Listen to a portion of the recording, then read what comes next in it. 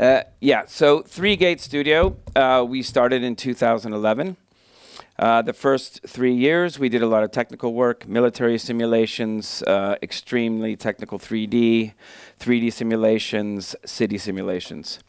2013, we released our first commercial game on Steam. It was an action RPG game. We sold about 100,000 units of that, but it wasn't the big hit we were hoping for. So we worked for Svenska Spel, a lot of Swedish companies, worked for hire for several years. And in 2016, we went public. In 2016, we raised money and we made basically 2 large games since then. Neither of them either were the hit that we wanted to. But what we did do is we worked with a lot of big companies. We work with a company called Endeavor, which is running all the streaming for Disney. It's a massive company that was working with us for the Pro Bowl Riders. And we work with another quite large IP. So what we did was we learned a lot. So that brings us to summer this year, 2019. We made a strategic partner with Superscale, who's a game analytics company. And we decided, okay, what are we going to do? So we worked for 2 or 3 months trying to come up with a strategy for how could we use what we've done. We have a good studio. We have a team that's experienced. We can make games. But we haven't had a big commercial success yet. What they do is analytics, marketing, user acquisition. So we decided, what will we do? So they did a bunch of research, and we tried to help them out. We did a lot of small things. And that's sort of where we are now, and this is the strategy that we have.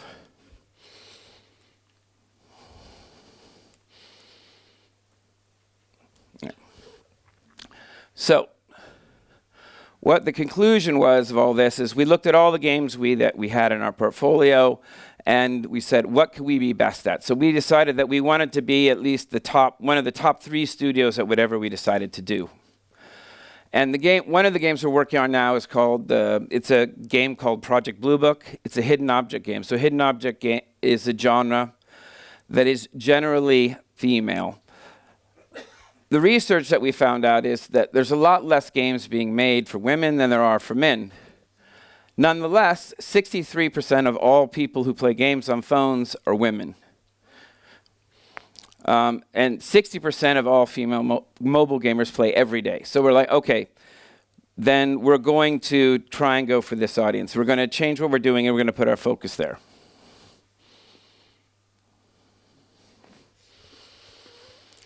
So 3 Gate strategy was to focus on female target group for mobile platform. Why mobile platform? And that's because our partner, Superscale, is experts at the mobile platform.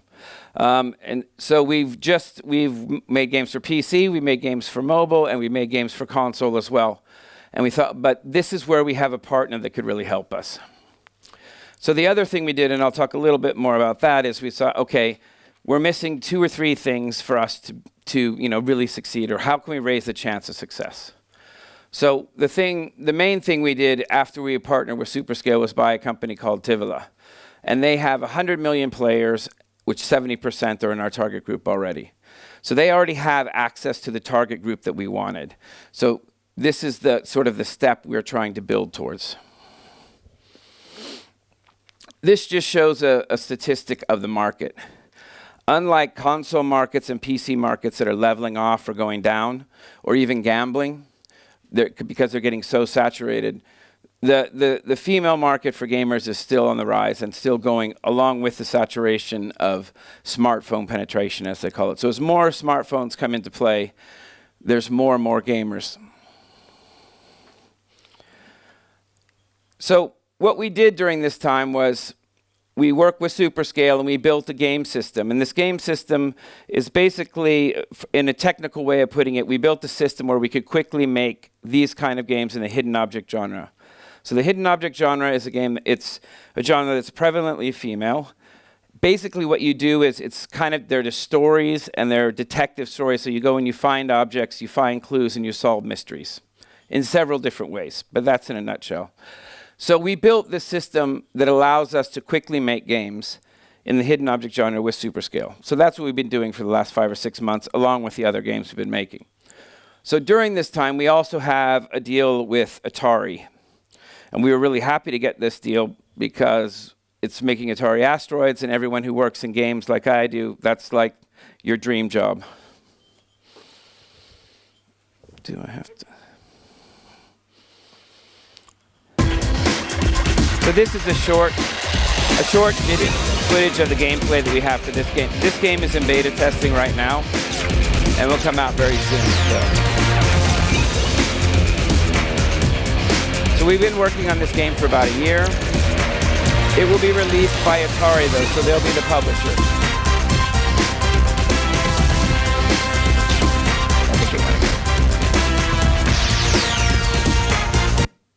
Yeah, just go. And then. So this is our hidden object game. The game.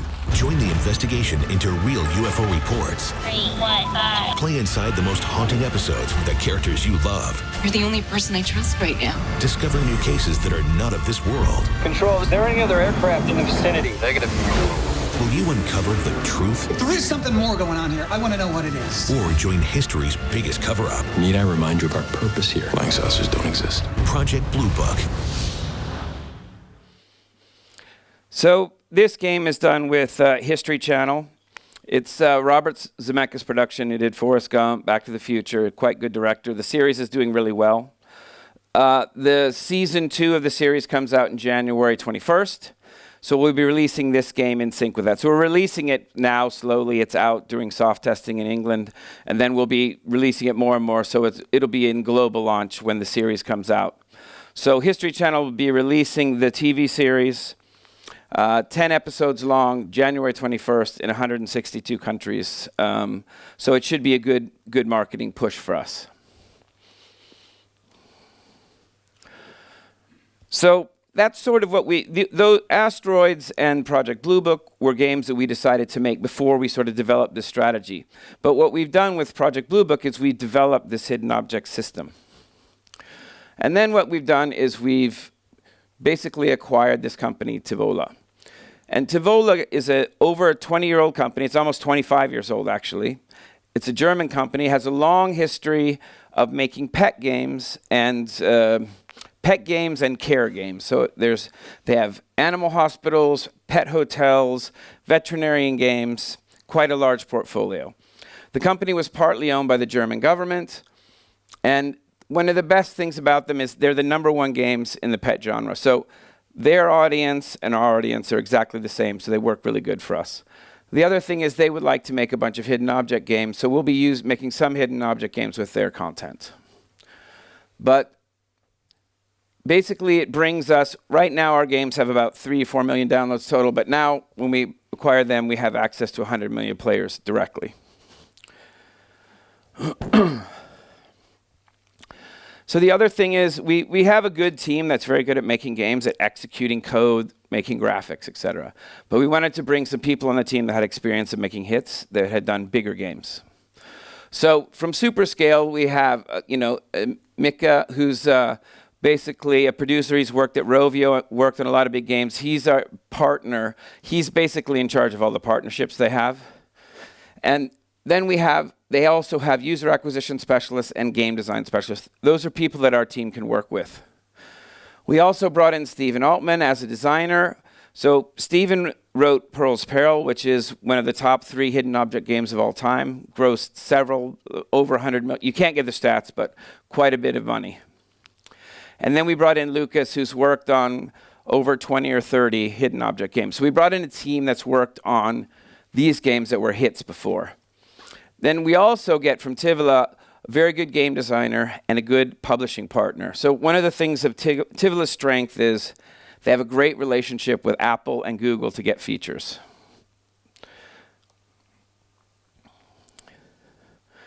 So here's sort of our transition team that we came up with to sort of get everyone working together. There's a name that's not on here as well that we've added since this was made. But so myself and Harold Riegler, he's a consultant for Tivola. He's been a CEO of an Austrian game company for over 20 years.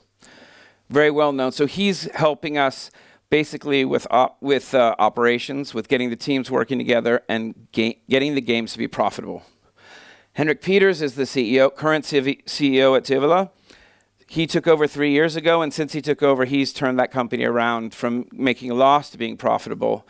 And then we have Håkan, who's our technical integration officer, who's one of our founders.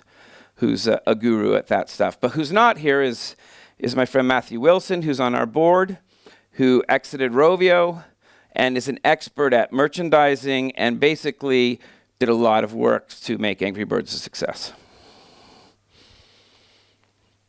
Here's our board. I won't go over it too fast, but I mean, basically we have Victor, who's our chairman, and Joachim, both come from investments and know what's going on in that field. But what we've done over the last 2 years is we brought in Martin, and we brought in Matthew to beef up our game side.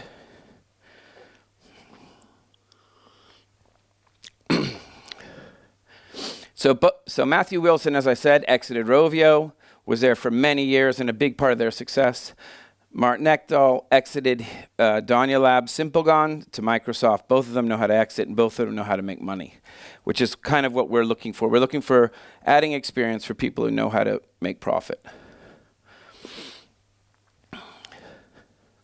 So here's our diagram that we were making, and sort of before we had Superscale and before we had Tivoli, we were somewhere down here. Do we have access to the target group, and do we have quantity analytics? To make money in mobile, you have to have good analytics, you have to adapt, and you have to be quick. And you have to basically have access to user acquisition money, so when things go good, you can scale up fast. So with the access of, with acquiring Tivoli and with having Superscale as our strategic partner, basically it moves us in one step over there to compete with our, basically the two biggest rivals in that genre.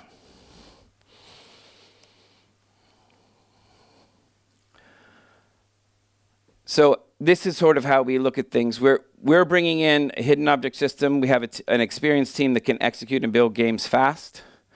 And then we're bringing in Tivoli that has the target group, access to the target group, and we're bringing in an analytics system so that we can try and together make top grossing games.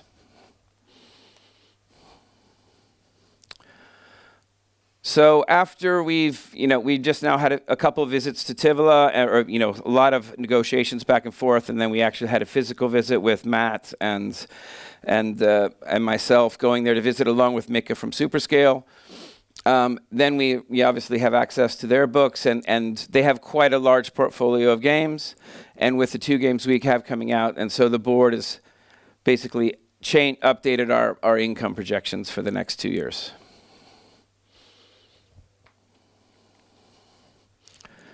So currently we're doing an emission. The main point of the emission is obviously to be able to acquire Tivoli and have enough money and capital to release all the games we have coming out.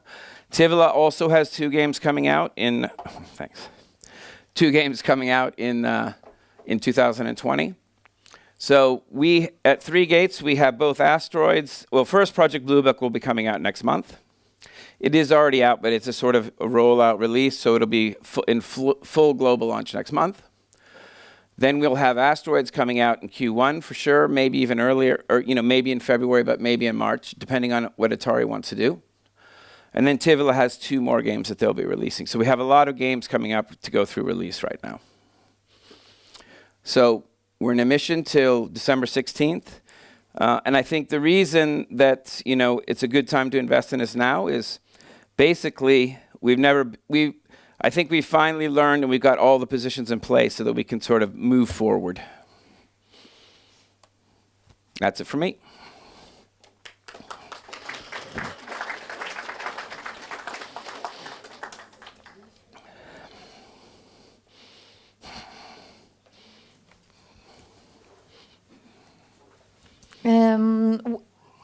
What are your plans for the future? So I mean, our plans for the future is to make a portfolio of hidden object games until we have 2 or 3 top grossing games. So that's basically it. I mean, we're Superscale, Tivoli, and us, we're just on one line, and that's what we're shooting for. What makes 3 Gates a good investment at the moment? What's the main reason one should invest right now? I think we're at a good price, and I think we have all the pieces in place.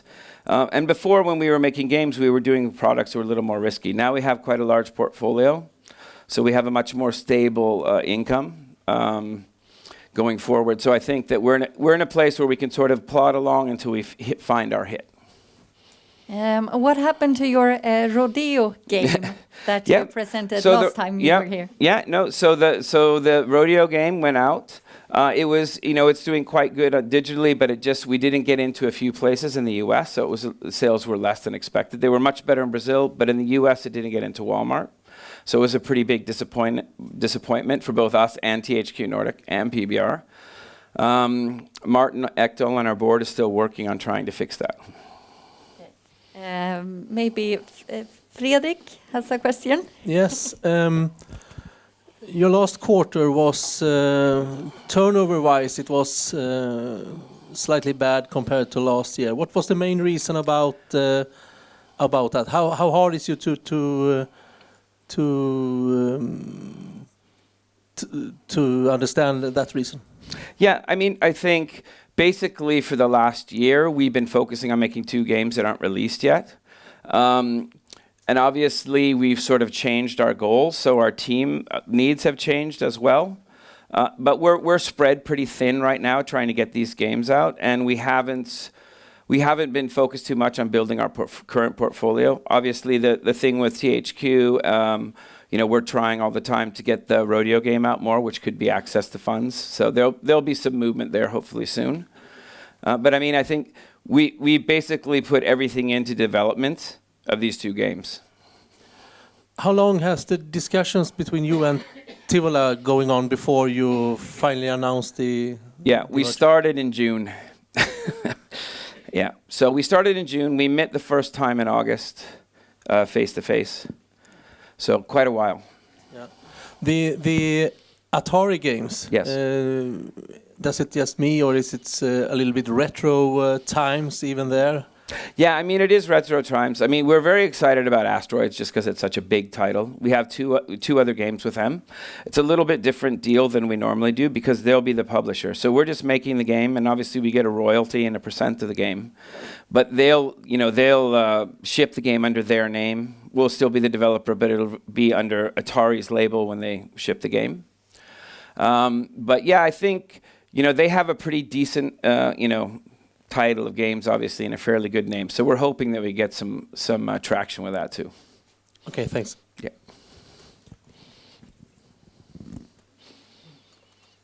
Har vi några frågor från publiken?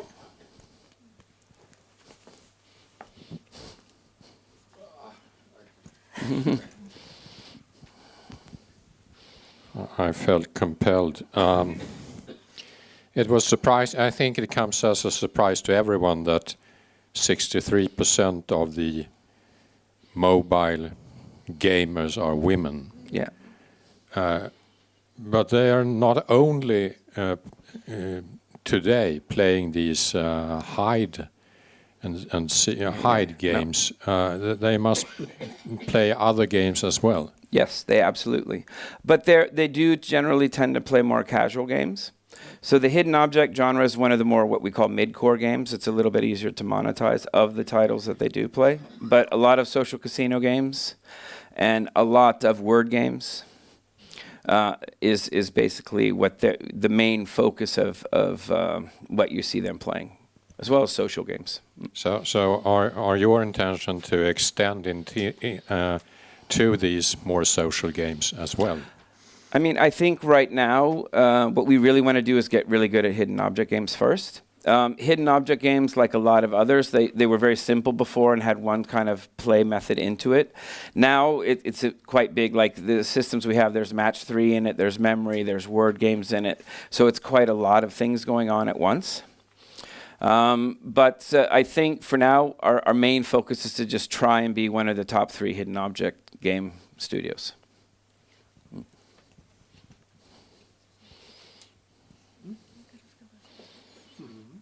Någon annan fråga?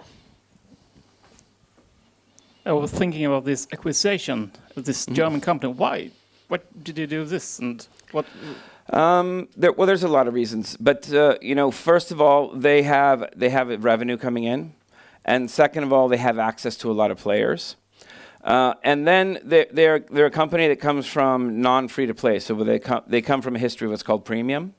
and super scale, and we have been building a lot of systems, so we think we can kind of bump their revenue quite a way because they get a ton of downloads. I mean, 15 million organic downloads a year is nothing to scoff at. That's downloads without paying for users.